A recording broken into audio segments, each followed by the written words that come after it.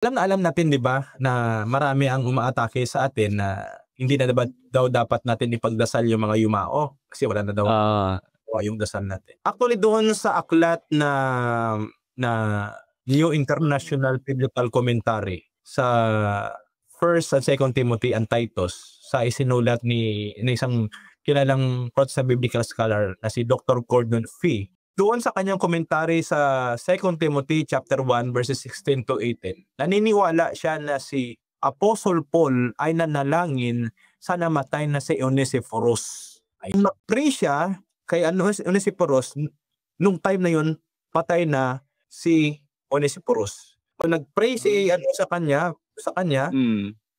during that time patay na si Onesiphorus. So nag-pray si Apostle Paul sa kanya at yung mga scholars kagaya ni Gordon Fee, naniniwala siya na patay na si Onesiphorus during nung time na yun. Buti pagkatapos ng prometo basahin mo yun. And then another one is si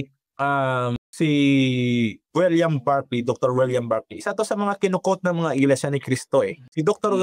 William Barclay, isang protestant biblical scholar, sa kanyang aklat na letters to Timothy, Titus, and Philemon, doon sa page 175, naniniwala din siya, katulad ni Dr. Gordon Fee, na nanalangin si Apostle Paul sana matay na si Onesiphorus. Ayan. Another one, napakaganda na book na ito. I think kilala mo tayo, si C.S. Lewis. Kilala mo? yes, apologies yan. Yung isang kilalang Protestant theologian. C.S. Lewis. Naniniwala siya.